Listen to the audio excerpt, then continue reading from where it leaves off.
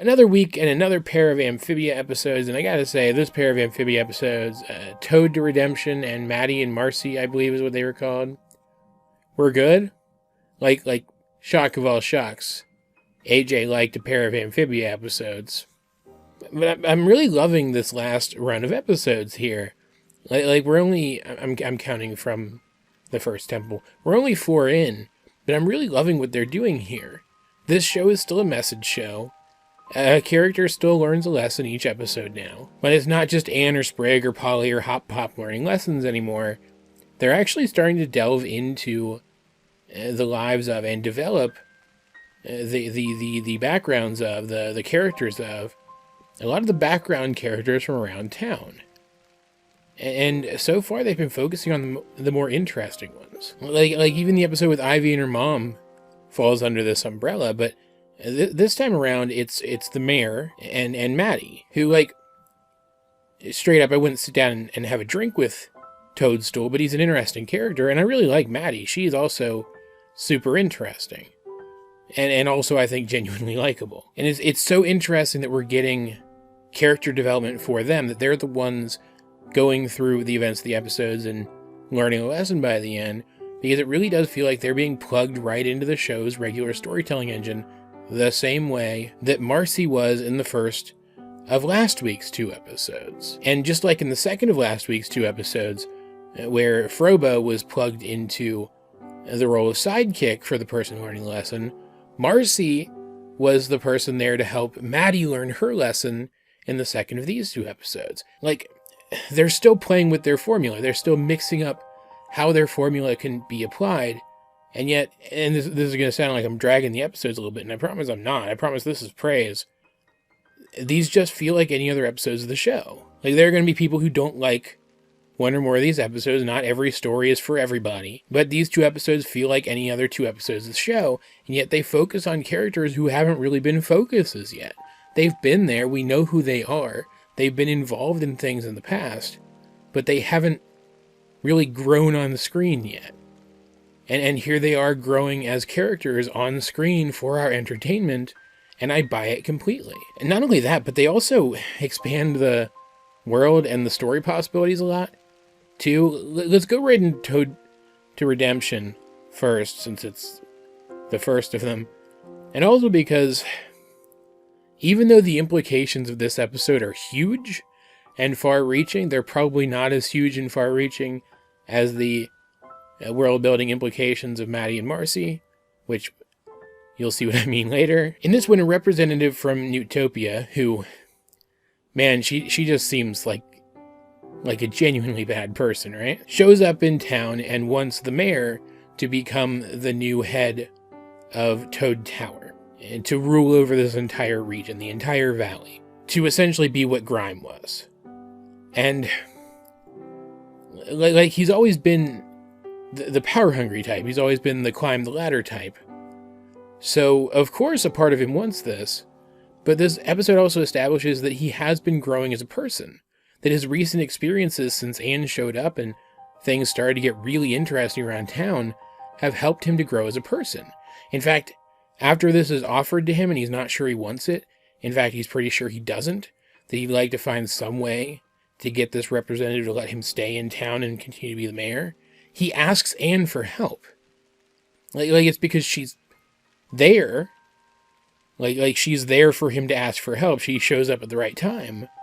But she's also probably the right person for him to ask. And he probably knows that. Because I definitely read this episode as only possible because she showed up there and started to grow and change the person alongside everyone else. That became just a thing that she did, and exposure to her and to that attitude helped him to grow as well. Like I mentioned a couple episodes ago when Marcy was going around fixing up the town, that's really his responsibility. And it seems like he realized that because he is helping to fix up the town. He cares about these people and the conditions in which they live and wants things to be better for them, and he wants to make things better for them. And it comes out of nowhere a little bit, because there weren't a ton of indications that he was undergoing this arc prior to this. But at the same time, there were indications that he had grown, that he had bettered himself as a person. He hasn't been nearly as bad recently, right? And even his weird fix up the town plan from a couple episodes ago can be read as an extension of this. He wanted to bring in more revenue for the town so he could use that revenue to help people more effectively. But he can't just say he doesn't want the job, or else he'll be jailed for some reason, which is stupid. Like, what? like, I thought Toad Tower was like an extension of the Newtopian military? Like part of their whole military-industrial complex? But he's just the mayor of a town. How can he just be conscripted like that? How is that okay? Like, I know Newtopia is supposed to be a corrupt kingdom, but we're not, like the general population isn't supposed to know that. Right? Like, I always thought the implication was that the toads at Toad Tower were, like, known scoundrels, but, like, they were so out of the way out here that it was just expected that Newtopia couldn't do anything about it. But here they are, like, actively trying to appoint a scoundrelly person to this role when they're not taking no for an answer. It's a little gross.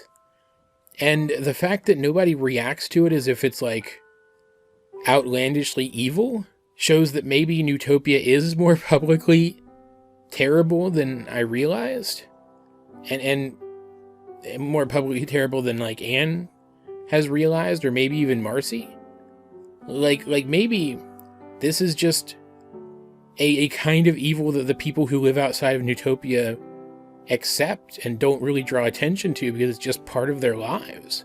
And that's a little bit horrifying. But because he can't just turn down the job, Anne has the idea of making himself seem like he's wrong for the job. So they'll pass him over for somebody else, which my first thought would be if he shows himself to be bad for the job, like shows himself to be cowardly or incompetent, those are the two options they go with, that he'd be punished also. But apparently that's not the case.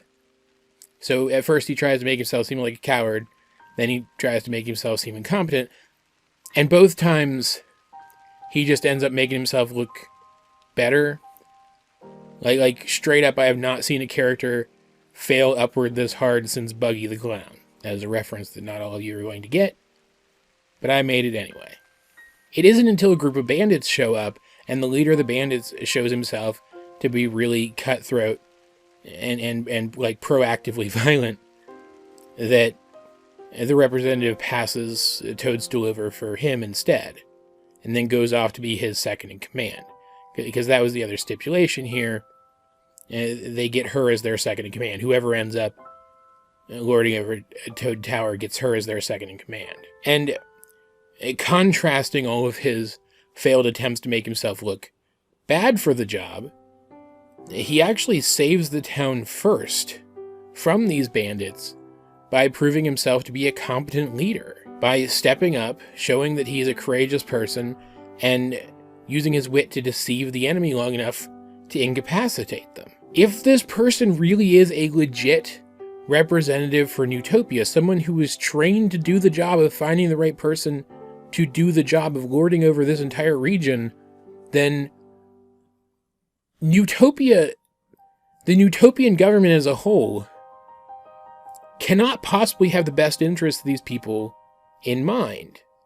Like, we know the king's bad, but he's not the only guy in the government, right? And I'm absolutely astonished that people still revere Newtopia and revere their government and their king when they're so public about this. They're so public about not caring about the well-being of their people. It speaks to either an inconsistency in the lore or to the people just being really desensitized to this kind of betrayal from their government. And I'm inclined to believe that it's probably the latter, honestly. And what's more interesting about all of this is who exactly the bandits are. They're the rest of Grimes' guys, which is a little weird that they've been out here acting as bandits this entire time. I would have assumed that once Grimes started being like a revolutionary or whatever he is now, he would have found them and reabsorbed them into his forces. But maybe that's just a thing that'll happen later, because they're in charge of Toad Tower now, and they make it clear that they're going to make life hell for the people of Wartwood. So these characters are definitely coming back. They're definitely going to be involved in plots going forward, and so I wouldn't be surprised if Grimes shows up and they all rejoin with him at some point, not too far down the line. But even if that doesn't end up happening, their appointment to this role is going to shake up the status quo of this show in some way, shape, or form at some point in the future, and I look forward to seeing what shape that takes. Like, there's more to this episode stuff I didn't talk about. Like, Toadie is actually a character in this episode, aside from just being the guy that follows Toadstool around and being a punchline sometimes. And I'm not sure I like him. He was not what I expected, and also I don't want to know the exact nature of him and Toadstool's relationship. I don't even want to speculate on it. It's a little odd. Like Anne sums it up best at the end of the episode when she worries that maybe they shouldn't be watching one of their interactions. I'll just leave it at that. But getting to see a different side of their dynamic did lead to some great comedic moments over the course of the episode. And just in general, this episode was pretty funny anyway. The segments where Toadstool was failing upward in particular were pretty funny. Like, I wouldn't say this is my favorite episode of the show, or even like top 5 or anything. Like, not even counting episodes like the First Temple or something, right? But it's definitely solid, and more development for a minor character is always a good thing. I said earlier, though, that the second of these 2 episodes, Maddie and Marcy, probably has even bigger implications for the lore of the show overall. And I meant that. What this one is about is, did we know that Maddie had 3 baby sisters or not? I don't remember. It doesn't matter. Maddie has 3 baby sisters, Maddie being the witchy girl, who I just really like her. I think she's great. But she has 3 baby sisters who want to spend time with her, but now that she's gotten older and has started taking interest in magic, which is something that they're not interested in for some reason. What child isn't interested in magic? That's just weird. But now that she's interested in magic and they're not, she doesn't want to spend as much time with them anymore. In fact, she doesn't really... She hasn't really been able to make the time to spend any time with them. Not because she can't, but because she doesn't really want to. She'd much rather be doing the thing that interests her. But they still want to spend time with her. They still want to maintain the relationship that they've always had with her. And they end up interrupting her as she's attempting to perform a resurrection spell, which is apparently only a level 2 spell in this world, which is absolutely nuts. You're going to hear me talking about things that are absolutely nuts a lot as I'm talking about this episode. So just, brace yourself for that, because this one's bonkers. They end up messing up the spell, though. Now she has to start over, but this is about when Marcy comes into things. She has been trying to find someone to teach her magic since she found out that magic is a thing in Amphibia. And she hasn't been able to find anybody. So she and Maddie become fast friends when Maddie agrees to teach her about amphibian magic. And Marcy does cast a spell in this episode, which means Marcy's getting magic. Holy crap, I couldn't be more excited. And that's really the episode. Like, magical hijinks is the majority of this episode. The sisters end up stealing Maddie's spellbook and casting a growth spell on themselves so that they can grow up faster and she'll want to spend time with them again. But they get it wrong, and now they're just going to keep ballooning bigger and bigger until they explode. So she has to grow herself up so she can apologize to them, and then Marcy uses that spell I mentioned earlier to shrink them all back to normal size before anybody goes kaboom. But the magical hijinks is just set dressing for that plot I mentioned. Her younger siblings still want to maintain that relationship with Maddie, and she has to decide if she wants to maintain it as well, and she realizes she does, so she agrees to make the time to maintain that relationship with them, because she sees it as a responsibility to maintain her relationship with her siblings, who were also her friends at one point. And, like, you'll see episodes like this in a lot of shows where an older sibling realizes that they are in some way responsible for their younger sibling. But usually it's something like, I have to take care of them, or something. It's rare to see something where the older sibling has to decide whether or not they want to maintain a friendship with the younger sibling as they grow.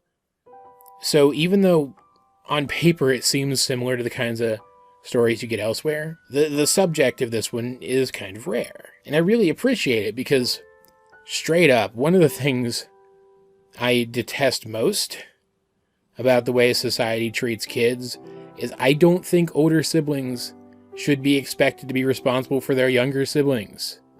I feel like that's a form of child abuse, to expect that from them. And so a show reinforcing that, I don't like it very much. Here, though, the focus is on Maddie deciding once and for all whether or not she wants to maintain that relationship that she almost cast aside, and she only takes responsibility for the bad stuff that's happening to them right now because she hadn't made that choice yet. Because at the start of the episode, she tells them that she will make the time to spend time with them, and then she doesn't. She keeps doing magic stuff instead. So she's taking responsibility for them here. She's taking responsibility for their actions here, in so much as they were caused by her mistakes. It sounds the same, but the message is very different. And kids will pick up on that. And overall, it's a pretty simple message for a pretty simple story, but that set dressing, that magical set dressing, is absolutely wild. We have never seen magic practiced so explicitly in this show before. Like Maddie's done magic stuff before. Like magic stuff has been done in general before. But we have never seen it practiced so explicitly in this show before. A character is resurrected. Like it's an animal character, but they're still resurrected. It's nuts. And like, I wouldn't go so far as to say that this episode explores how magic works in this world, but I mentioned that it seemed like they were going to start delving more into that kind of thing in a recent review. And this confirms it. Calling it out explicitly that magic definitely exists in like big flashy forms, and then setting up so Marcy's going to be learning magic. That makes it absolutely explicit that they're going to explore this world's magic system going forward. And also, after watching this episode, I can't help but ask, like, I know people have speculated that Andreas might be based on the Chinese giant salamander, I think it was called, the largest real-world amphibian. But, like, species-wise, he's still supposed to be a newt. He's not supposed to be something else. He's supposed to be a newt. And yet he's so massive. And here in this episode, we're introduced to not one of any other dozen kinds of common magic spells that you see in fantasy, which could threaten the lives of Maddie's kid siblings, but specifically a growth spell. So I have to ask, is it possible that we were introduced to this growth spell to explain why Andreas is so big? Is he a magic practitioner? It wouldn't surprise me based on some of the stuff we've seen him do, and some of the stuff that we know he knows, and also that giant Lovecraftian monster that he has in his basement. Like, maybe it wasn't even specifically this spell, but like some power seepage from this thing that made him grow so large. Because like, he's so much smaller in that old portrait with those other two figures that we saw a while back. And yet he didn't look any different. He didn't look like he was in an earlier stage of his like physical development or whatever. Like, he looked younger, but he didn't look like he was in like an adolescent state or something. So why would he have grown that much naturally? It never really made a ton of sense. And now I wonder if it was natural at all.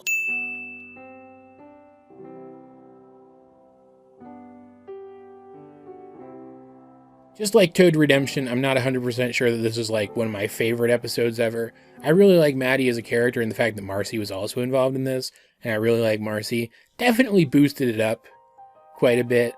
And I did like the message of this one. I definitely like it more than Toad to Redemption.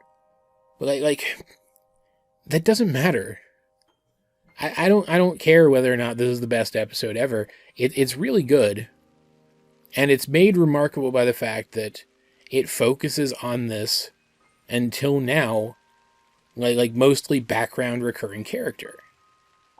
And does something really interesting with her. I like it a lot for that reason. In fact, I like both of these episodes a lot for that reason. I like this new era of the show where they're focusing so much more on people who up to this point have been little more than background recurring characters.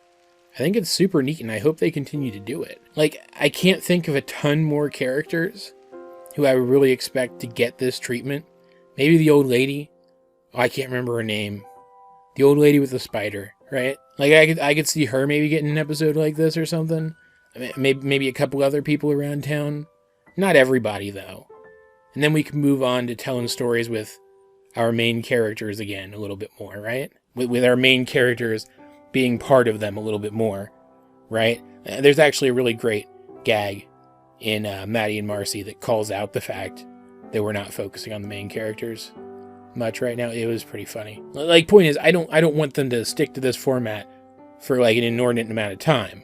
I want them to, get through these pretty quick and then move on to other stuff. But I'm really glad that they're doing it, and I do want them to keep doing it for at least a little while longer. As per usual, though, guys, I'd like to know, what do you think of Toad to Redemption and Maddie and Marcy? If you have seen them, let's get a discussion going in the comment section down below. And while you're down there, you might as well like the video, share it with anyone else you think might enjoy my content. Subscribe if you haven't. I'm really trying to get myself out there, and I'd appreciate it if you guys can help. You can also check out my social medias. Links to those will be in the video description. But either way, this has been AJ22, and I will talk to you guys later.